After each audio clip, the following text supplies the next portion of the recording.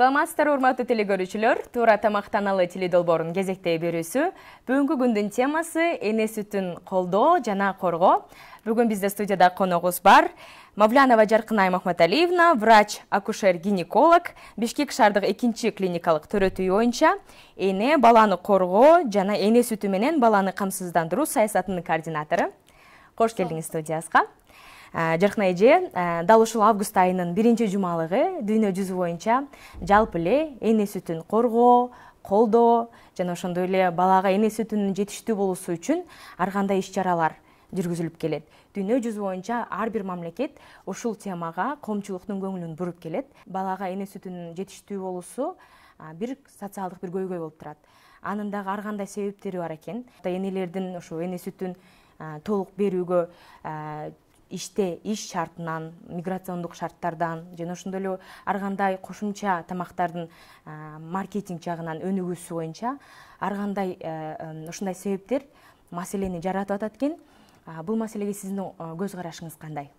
Азыркы тапта бул маселеге көңүл буруш керек, бурулуп атат. Ошого карабастан бизде азыркы рекламалар дейбизби, ар кандай багыттагы маалыматтар терс таасирин тийгизип атат кошум эне сүтү менен эмизүүгө. Бирок ошолорго карабастан эне сүтү менен камсыздандыруу бул камсыздандырса болот жана бул маселе татаал эмес, эң жөнөкөй. Бир гана эненин өзүнүн каалоосу керек. Чын дилден мээримин төгүп, ар бир эне өз баласын өз сүтү менен камсыз кылууга ниет коюп эмизсе болот. Табигый татыктуу тамак. Мындай караганда эне сүтү деп баарыбыз андай деле аябай орчундуу дейлүү, жоопкерчиликтүү мамиле деле кыла бербейбиз. Бирок азыркы тапта эгер мурдакы учурларга салыштыра турган болсок, статистиканы карай турган болсок, ушул эне сүтү менен 6 айга чейин, 2 жашка чейин эмизүү кескин түрдө азайып, бара-бара дагы андан азайып баруу коркунучу жаралып атат экен, өзгөчө биздин мамлекетте дагы. Ошондуктан бул маселеге ушул калк, мамлекет өзгөчө мамиле жасап, жоопкерчиликтүү мамиле жасап, демек бул көйгөйдү чечүү үчүн ар кандай иш-аракеттер алып барылат экен. Мисалы үчүн сиздер дагы мына Бишкек шаарынын 2 клиникалык төрөтүүгү катары, сиз дал ушул төрөтүүндө эне сүтү боюнча координатор экенсиз. Сиздер кандай иш-аракеттерди алып барасыздар? Энелерге түйүлгөн кезден баштап бул маалыматтар берилет. Ошол учетко каттоого турганда эле берилип баштайт. Андан сырткары биздин роддомдо ошол энелерге төрөткө чейин энелер мектеби бар. Ал жерде атайын окутууларда ошол эне баланы төрөгөнгө чейин кандай даярданыш керек, кантип даярданыш керек, ошолордун баарын үйрөтөт. Психологиялык жактан даярдай алат. Төрөттөн кийин ошол баланы эне төрөгөндө эле эне баланын койнуна берип, баласын кучактап, мээримин төгүп, жыттап, ошол эне менен бала тыгыз мамиледе болуп, анан ошол төрөттөн кийин эле 1 саат аралыгында сөзсүз эмизиш керек. Эгер эне өзү төрөсө дагы, кейсаревалык жол менен төрөлсө дагы, бала эне өзү ошол төрөгөнгө ал акыбалы даяр болсо, баланы эмизет. Булардын баарын биз түшүндүрүп, адистер айтышат, жардам беришет, көрсөтөт ар бир энеге. Анан эненин сүтүнүн баалуулуктары, касиети жөнүндө маалыматтарды айтылат, сөзсүз айтылат. Төрөт үйүнө киргенден баштап ошол эне төрөп, үйүнө чыкканга чейин баары айтылат. Анан төрөт убагында жардам берет, саап берет, сааганды үйрөтөт, балдарга кантип сүттү эмизгенди, баланы кантип кармаганды, туура эмизүүнүн жолдорун баарын үйрөтөт. Анан ошондой эле төрөттөн кийин үйгө чыкканда энелерге атайын энелер топтору бар, жардам берүү. Ошол топтордун адрестерин беребиз, алар менен номерлерин беребиз, биздин роддомдогу консультанттардын номерлерин беребиз. Көп учурда кандай учурлар менен кездешип атасыздар? Азыркы мисалы үчүн өзгөчө жаш энелер арасында ушул биринчи эле сиздерге келип түшкөндө, баягы каттоого турганда, баланы эмизүү, эне сүтү боюнча маалыматтар бар болуп келишеби же кандай деңгээлде, мисалы үчүн? Азыркы учурда ушул эле айтып өткөндөй телефон, маалыматтар телефон аркылуу алышат, интернет аркылуу алышат дагы. булар көбүнчө ошол рекламалар боюнча эметип анан эмизүүнөн корком дешет, же эмизбей эле койсом болобу дешет, же фигура сактайын дешет, же жумушуна байланыштуу болушат, ушундай да. Анан же дагы бирөөдөн бир маалымат угуп ушундай эме болот. Анан жок, бул жерде туура маалымат берип, туура багыт берип түшүндүрсө, ар бирине түшүнөт. 6 айга чейин эмчек сүтү менен эмизиши керек. Төрөгөндөн баштап баланын канча кааласа ошондой беришибиз керек. Керек болсо түнү күнү эмизгенге эне даяр болуш керек. Жана ошол эле энелер мектеби дедиңиз, ал сиздердин төрөтүүнүн ичинде жайгашкан, өзүндө жайгашкан. Ал жерге ошол сиздердин төрөтүүдө гана кандай каттоодон өткөндөр гана келе алабы, же жалпы эле ошол Бишкек шаарындагы каалоочулар? Энелер мектеби бир эле сиздердин төрөтүүндө барбы, же жалпы эле Кыргызстан боюнча төрөтүүндө ушундай бөлүмдөр орун алганбы дейлиби? Бул азыр бул кеңири эле жайылган. Ар бир үй бүлөлүк медициналык борборлордо бар, мындай сабактарды өтөт. Антенатальный уход деп коет, бул ошол эмеге кирет, программанын негизинде. Демек Бишкек шаарында эле эмес, жалпы эле республика боюнча баардык жерде бар экен, жеткиликтүү экен демек. Ал эми жантен бери сиз менен ушул бул орчундуу маселе, буга көңүл бурушубуз керек, муну чечиш керек дегендей сиз менен сүйлөшүп атабыз. Ал эми эмне үчүн бул орчундуу маселе, эмне үчүн эне сүтү аябай маанилүү? Эмне үчүн эне сүтү ар бир ымыркайга, балага жеткиликтүү болуш керек, толугу менен камсыздандырыш керек? Ушуга дагы кененирээк токтолуп өтсөңүз.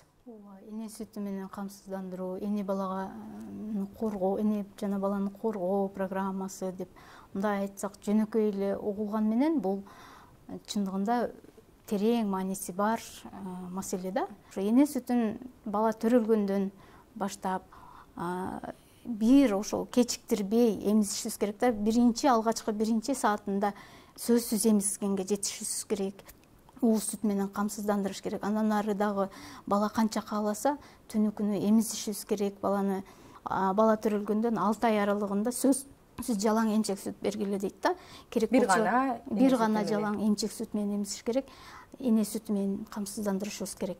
Керек болсо саратанды мына азыркындай 40 градус, 50 градус деген ысык күндөрүндө дагы бир тамчы суу бербей эне сүтү менен камсыздандырса болот. Анткени эне сүтү ошол баардык азыктарды, окумуштуулардын айтуусу боюнча 60тан ашык витамин, элементтерге бай дейт. Бул ошол эне сүтү менен камсыздандырганда, эне сүтүндө ошол суу дагы бар, май дагы бар, белогу да, витамини да бүт баары менен камсыздандырылат.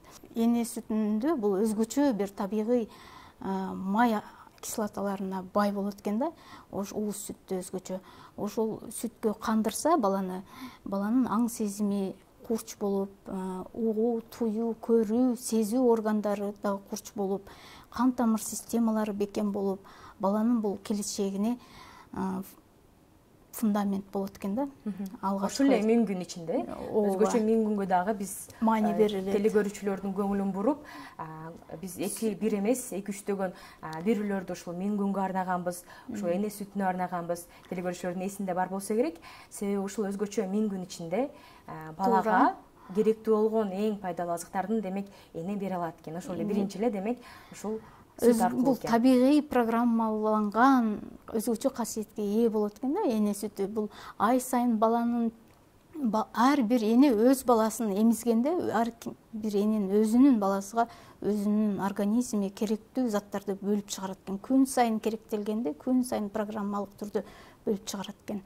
Ал үчүн 6 айда мындай тамактандырыш керек, 3 айда деп, анан 3 айда 6 айда деп өзгөрбөйт. Эң негизгиси 6 айга чейин жалаң эмчек сүт менен эмизиш керек. Бала өзү белгилерди берет. Эгерде бала ыйлаганда эмчек бериш керек деген бул жаңылышуу болот да. Анда биз кечигип берип калабыз. Ыйлатпай ошо белгилерге көңүл буруп беришибиз керек да. Жаңы төрөлгөн балдар өзгөчө белги берет. Башын ары бери бурап, оозун оймоктой кылып, чопулдатып эмгиси келип, колуна кирген нерсени оозуна салып ошо шоруп баштайт. Керек болсо жаңы төрөлгөн бала эненин ошо көкүрөгүндө жаткан баладай эмчек издеп белги берет. Биз ошого жараша да эмизет. Ал эми эне үчүн эне сүтү, баласын эне сүтү менен эмизүү кандай жакшы тараптары бар? Эмизгенде пайдалуу жактары абдан көп. Бул биринчиден эле ошол биздин коомго абдан пайдалуу. Бул коом деген бул үй бүлө. Үй бүлө үчүн бул бекер тамак, азык болот. сатып албайт эч жактан, эч кимди жолдошун, балдарын эч кимге кылакат бербей, эне туруп эле эмизе берет баласыны, бирөөнүн жардамы кереги жок. Болгон эле ошол үй бүлөдө бул тынчтык, мындай уют болуш керек, мээрим менен эне өзү тынч болуш керек да. Эң эле бул абдан жөнөкөй, буга көп шарттын кереги жок. Болгону эне өзү тынч болуш керек, өзүнү ыңгайлуу сезиш керек.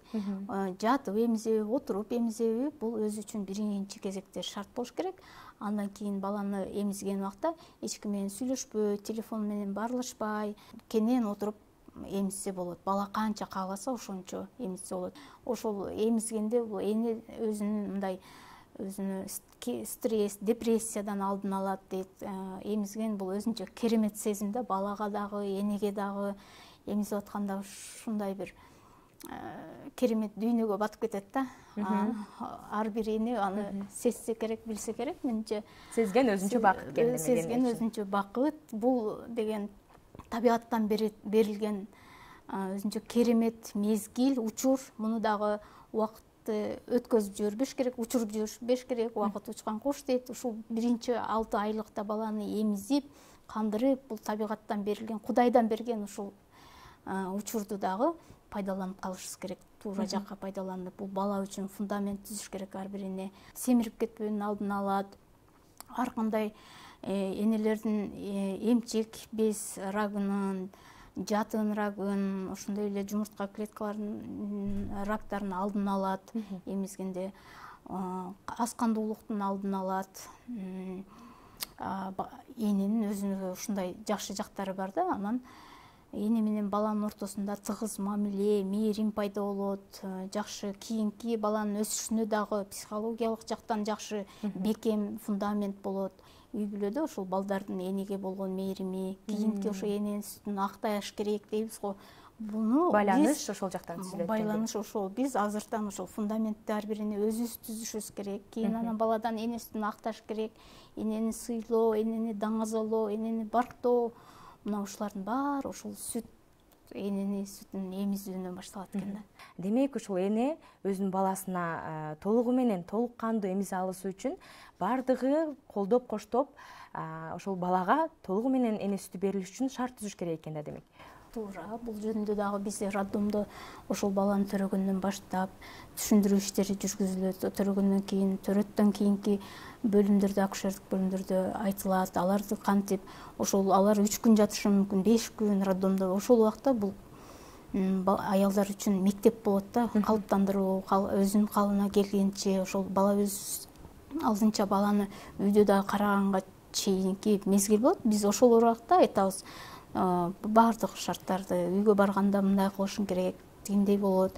Ошол эле учурда бөлмөдө мисалы 4 аял жатса, бири-бирине алар тоскоол болбойт. Алар эмизип атат. Тигил да ар карап өзүнүн баласын, бери карап бирөөсү эмизип атат. Бул бири-бирине эч кандай тоскоолдук түзгөн жок. Мына ушул шарт үйдө дагы уланыш керек. Үйгө барганда уялган, бизде бар ошондой биздин менталитетибизде жакандай уялуу болот үйгө барганда деп, анан кайната же эме деп өзүнчө бөлмө болсо дагы жакшы. Эгер жок бөлмө, азыркы тапта баардык көпчүлүк мүмкүнчүлүк болбой калышы мүмкүн. Батирлерде жашайт эме, анан ошондо ар бир аял өзүнүн бир бурчу да, вот бала менен болуш керек. Баланы эмизген убакта жалаң баланы ойлош керек, балага мээримин төгүп, керек болсо бала менен сүйлөшүп, баарлашып, кыялданып, эмизип аткан убакта ошо баланын келечеги жөнүндө кыялданып, мисалы ошол эле биздин Баатыр Манас атабыздай болот ушул балам келечекте деп эмизгенде токтоо болуп, шашпай, жакшы ойлор менен, жакшы ниеттер менен эмизиш керек да. Эне сүтү эмчекти өзү 2 бөлүктөн турат экен да, алдыңкы бөлүгү, анан арткы бөлүгү деп. Ошол алдыңкы бөлүгү бул ошо шашып-пушуп эмизгенде бала суусун эле канат экен да, суюк болот экен алдыңкы бөлүгү. Ошол суюк сүт алдыңкы бөлүгүндө. Анан коюу сүт биздин мындайча айтканда каймагы сүттүн арткы бөлүгүндө болот экен да. Ага бир убакыт керек экен өзүнчө. Шашпай, баланы эмизип, тынымсыз, үзгүлтүксүз отуруп алып эмизиш керек да баланы. Ошондо бала толук кандуу эмет. Бул жарым сааттан 1 саат аралыкта ошо 5-10 мүнөт эмизип эле анан бир жумушубузду бүтүрүп калайын же азыркы учурда ошо иште тиричилик деп бир тигүү иши менен алектенип атса, баланы эмизип коюп кайрай отуруп, анан бала ушул тапта кичине эле 5-10 мүнөт эмсе, бул чала эмип калат да, суусуну каны эле баланы тойгон суп эметсе, баланы жаткырып коет да, ары алып же. Бул туура эмес экен. Ошол үзгүлтүксүз кичине созуп убакытта эмизиш керек. Ошондо бала каймагында эмсе, бала деген ошол сиңгенинче тамак аш болгоо жо убакыт талап кылынат да. Бул балким жарым сааттан 2 саатка чейин бала 1 саат, 2 саат созулушу мүмкүн, 3 саат дегендей. Ошол аралыкта бала тынч уктайт. Эгер баланын карны ток болсо, бала дагы тынч уктайт. Бала бат торолот, жакшы семирип, торолуп дегендей. Баласын толук кандуу ушул эне сүтү менен эмизиш үчүн бардык жерде эне жана бала бөлмөлөрү болуш керек. Эне ар бир кайсыл жерге барбасын, сөзсүз түрдө ошол бөлмөлөргө кирип баласын сүт бере алыш керек. Дал ушул теманы утурлай Кыргыз Республикасында атайын ушу эне сүтүн колдоо, коргоо жана эне сүтү менен камсыздандыруу боюнча мыйзам бар. Дал ушул мыйзам тууралуу дагы биз Жогорку Кеңештин депутаты Алтыбаева Айнур Тойчуевнанын интервью алганбыз. Анда эмесе кезекти интервьюга берсек.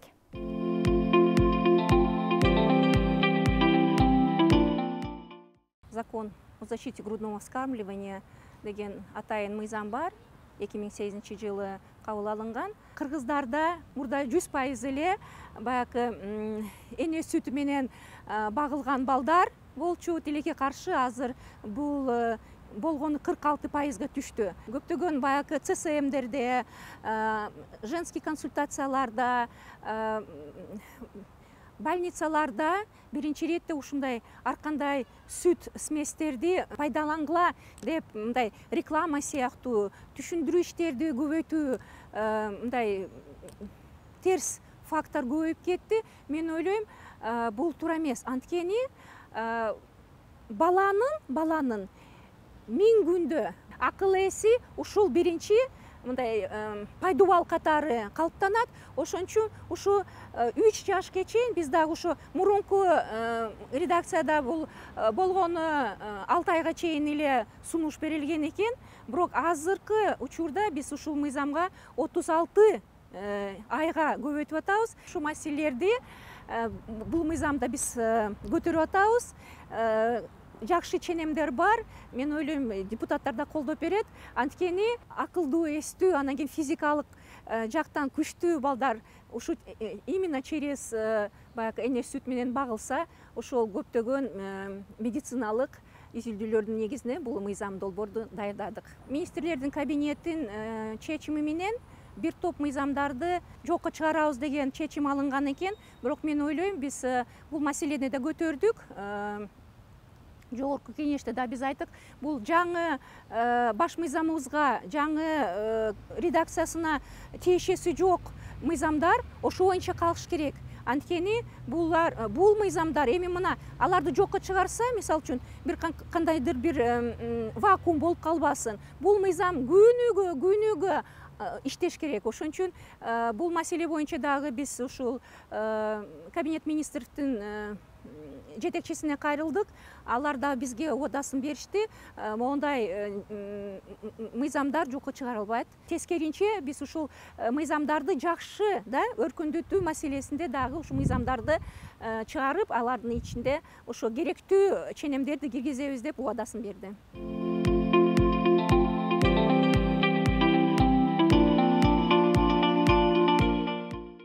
Урматтуу телекөрүүчүлөр, туура тамактаналы берүүсүнүн кезектеги чыгарылышы. Бүгүн биз эне сүтүн колдоо, коргоо жана ошондой эле балдарды эне сүтү менен камсыздоо тууралуу маек куруп атабыз. Бүгүн бизде студияда дагы бир жаңы коногубуз бар. Сащенко Елена, эмчек эмизүү, эне сүтү боюнча консультант. Саламатсызбы? Студияга кош келдиңиз. Дал ушул тармакта сиз 2016 жылдан бери экенсиз. Энелерге жардам берип, ушул кантип эмизиш керек, эне сүтүнүн маанилүүлүгү боюнча өзүңүздүн кеп кеңештериңизди берип, керек болсо жандарына келип, практика жүзүндө көрсөтүп, колдоп келет экенсиз. Бул тармакка кантип келип калдыңыз?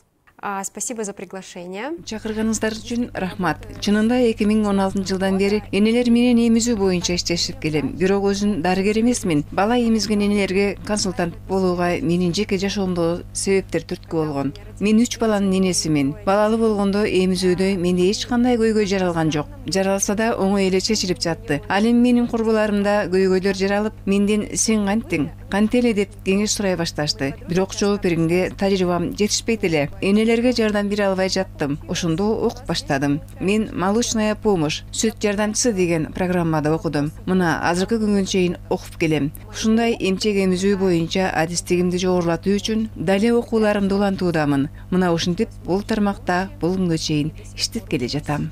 Урматтуу телекөрүүчүлөр, дал ушул тармакта бир гана медициналык кызматкерлерден эмес, алардын сырткары дагы ушундай консультанттар жаңы пайда болууда.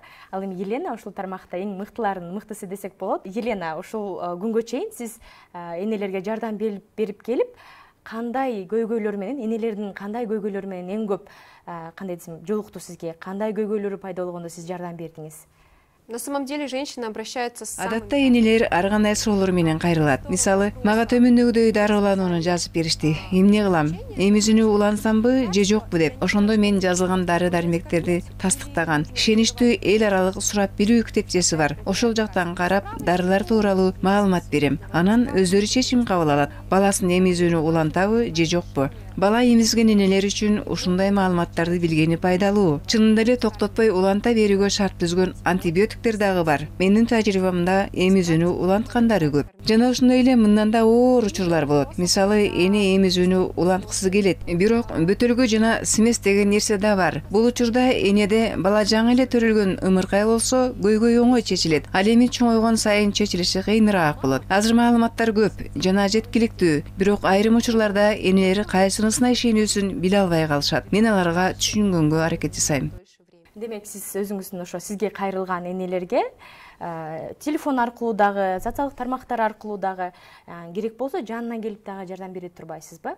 Все верно, есть. Туура. Мени менен ар кандай байланышка чыккан энелер бар. Социалдык тармактар аркылуу, WhatsApp номерим аркылуу ар дайым колумдан келишинче жардам берүүгө аракеттенем. Бирок кээ бир учурда сөзсүз жандарына барып көрсөтүп берүүгө да муктаж болот. Себеби кээ бирлери көрсөтүп бергенди жакшы кабыл алып түшүнүшөт. Азыр бизге мисалы үчүн сонун өзүңүздүн реквизиттер дагы бар экен. Балким энелерге дагы түшүнүктүүрөөк болуш үчүн кандай туура кылыш керек, ошону көрсөтүп бересиз бизге. Да, я сегодня пришла не. Ооба, мен бүгүн жалгыз келген жокмун. Жанымда жардамчыларым бар. Булар керектелүүчү макет менен жалаяк. Практика жүзүндө кантип бала менен болгон жашооңузду жеңилдетиш керек көрсөтүп берейин. Биринчи жалаякка ороодон баштайын деп турам. Бул өзү эки ачекей болгон тема. Себеби мурда апаларыбыз, энелерибиз биздин колу бутубузду түп-түз кылып тысырайтып ороп келишчү. Ушул туура дешчү. Акыркы изилдөөлөрдүн жыйынтыктары баланы кыйнап түп-түз кылып ороонун кажети жок экенин айтып келет. Анда эмесе эмне үчүн баланы жалаякка орош керек? Бул бизге эмне берет?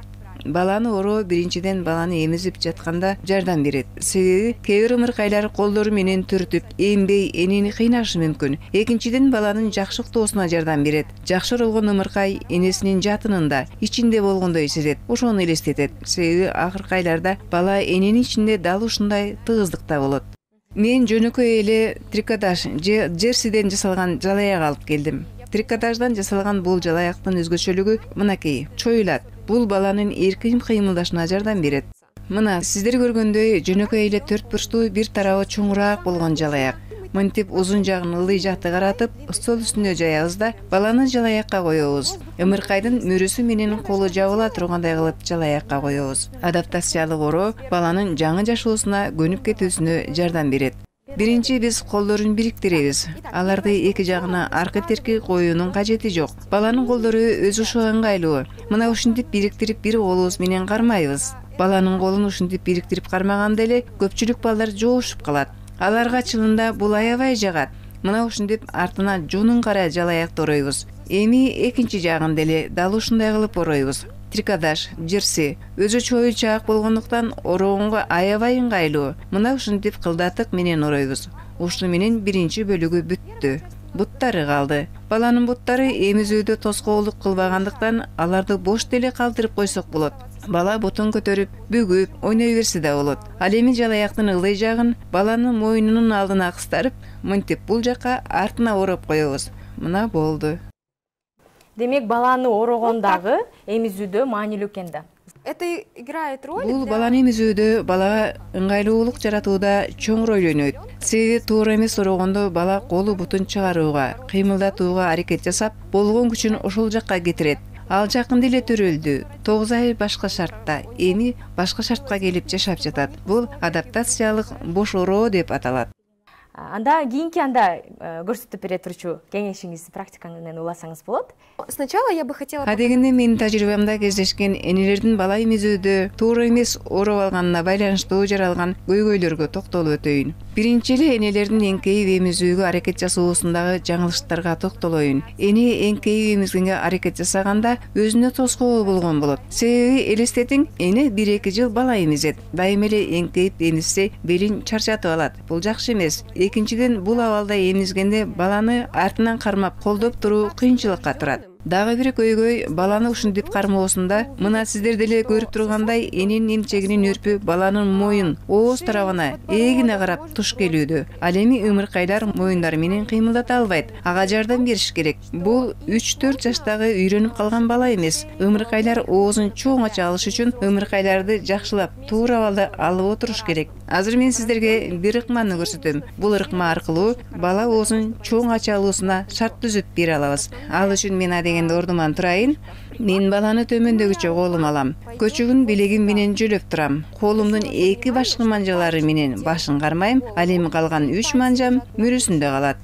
Бул абалда баланын омурткасын жана мойнун туура кармоого, ал эми желкесин бош кармоого жардам берет. Бул баланы эмизүүдө мындай кыймыл аракеттерди оңой жасоосуна жардам берет. Эгерде бала мурду жабылып кыйналып жатса, анда баланы артка кылып ыңгайлуу абалда эмизүүнү улантат. Мына дал ушундай ыкма менен баланы колубузга туура алдык. Мына караңыздар, биздин макетте эмчектин үрпү туура баланын мурдуна карай тушталып турат. Элестетип көрүңүздөр, жогору жакта өсүп турган алманы тиштейин деп жатасыз. Анда сиз деле оозуңузду чоң ачасыз. Эгерде ушул алмадай эле элестетсек, бул абалда балада мойнун кыймылдатып, башын көтөрүп, оозун чоң ачып эмүүгө баланын мүмкүнчүлүгү бар болот. Дал ушул абал балага оозун чоң ачып, эмчек үрпүн керектүү өлчөмдө оозуна алууга жардам берет. Эненин колунун туура абалда болуусу да маанилүү. Азыр бул макетте кармаганымдай эле эненин колу кабыргаларында турушу керек. Мына мынтип же мынтип кармаган туура эмес. Себеби бул баланы чектеп коет. Колубузду эмчек алдына кабыргага коебуз. 4 манжабыз көтөрүп турат. Ал эми башын манжабызды эмчектин өрпүн кармап, аны баланын оозуна жылдырып же чыгарып, баланын эмүүсүнө көмөктөшүүгө болот. Эми мына баланын колубузга алдык. Эми баладан такыр эле алыс болуп калды деп ойлошуңуз мүмкүн. Бирок андай эмес. Себеби бала ореоланы эмет. Баш манжабыз менен үрпүн балага карай жылдырып, көтөрүп, баланы өзүбүзгө карай жакындатканда, мына эмизүү процесси башталат. Баланын алдыңкы элеби ореолага жетет, оозун чоң ачат. Ошондо башкы манжабыз менен балага үрпүн беребиз. Баланы өзүбүзгө карай жакындатабыз. Бул ыкма эненин эмчегинин жарылып кетүүсүнүн алдын алат. Эгерде бала бир гана үрпүнөн эмсе, эненин эмчегинин үрпү башкача, өзгөчө кичинекей формада болсо, бул абалда бир гана үрп эмес, ореоланы да бала оозуна алып эмүүсүнө жардам берет. Бул өтө маанилүү. Себеби бала бул жагын эмип баштайт. Туура жасап жатканыңыздын биринчи белгиси энеге ыңгайсыз болбош керек, үрпү оорубаш керек. Бала эмген соң эмчектин үрпү өз формасын жоготпош керек, өзгөрбөш керек. Эгерде өзгөрсө, демек бала туура эмес ээп жатат, оозуна туура эмес алып жатат. Бирок ореола толугу менен баланын оозунда болуш керек деген да туура эмес. Ал энелерде ар кандай көлөмдө, бирөөлөрдө чоң, эмчегинин жарымына чейин болсо, бирөөлөрдө кичирээк болгондору бар. Энелерге үй бүлөсүнө кеңештерди берип өтөсүздөр. Азыркы тапта Орчундо жүрүп аткан эпидемиялык оору коронавирус учурунда дагы энелер балдарыны масканы тагуу жолу менен өз сүтү менен камсыз кылса болот. Бул жукпайт, сүт аркылуу оору.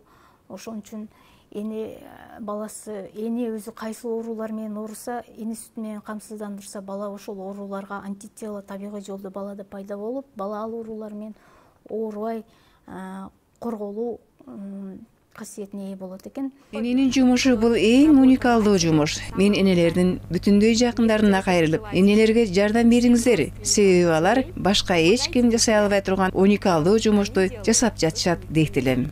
Чоң рахмат. Урматтуу телекөрүүчүлөр, бүгүн бизде студияда конокто Мавлянова Жаркынай Махматалиевна, врач, акушер-гинеколог, жана ошондой эле эне сүтү менен эмизүү боюнча консультант Сащенко Елена болду. Чоң рахмат сиздерге. Урматтуу телекөрүүчүлөр, эне сүтүн коргоо, колдоо боюнча маек курдук. Ошондуктан келиңиздер үй бүлө жалпы баарыбыз энеге баласына ошол сүтүн 6 ай боюнча 2 жашына жеткичекти камсыздаш үчүн шарт түзүп берели, колдойлу дейле. Ден соолукта болуңуздар, сак саламатта туруңуздар.